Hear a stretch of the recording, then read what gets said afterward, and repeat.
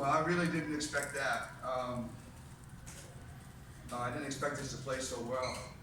We came out and played really well in just about every phase of the game. I thought we were in trouble early because Michael Qualls was out of this world. He was another planet in the beginning of the basketball game. He was hitting everything, and but I think we wear him down with our depth and coming out of halftime, I thought they looked a little sluggish. We were getting fast break points that we don't normally get. Got that late in the second quarter and to start the third quarter,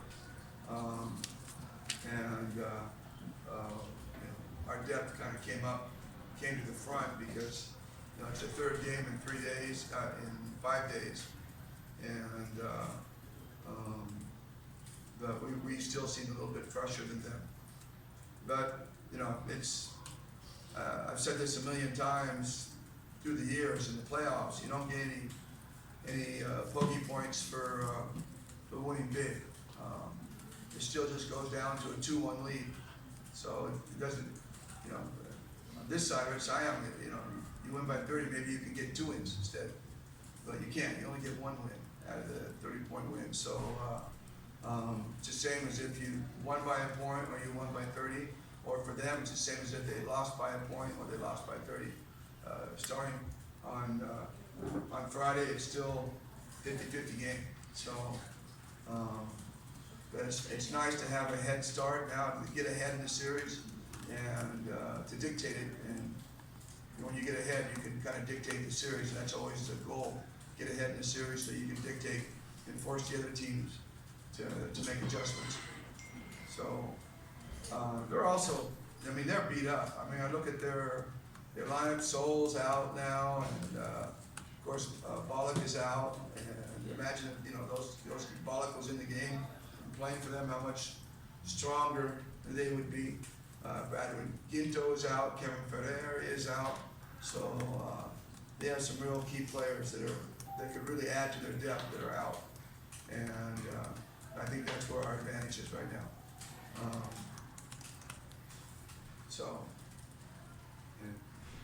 So far so good.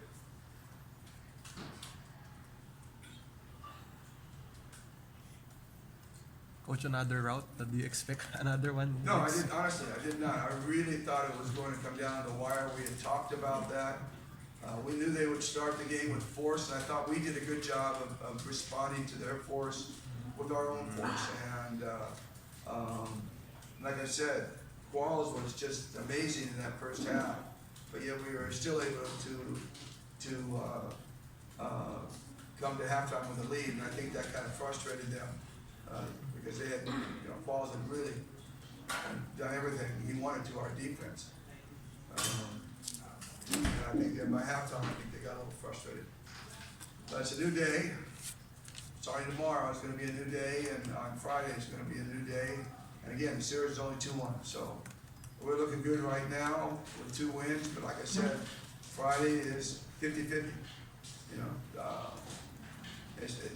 We don't get any brownie points going into Friday for a big win. Coach, Jeff also had a good game in limited minutes. He was really a spark, especially He in the first half. spearheaded that breakaway that we had in that second quarter. I hit some big shots. It's tough when you're trying to focus on a Justin Brownlee or Stanley Pringle and Jeff or Greg inside, and then you got Jeff out there spotting around, and it's hard to account for him. And when he's knocking down shots, it makes the game a lot easier for all of us.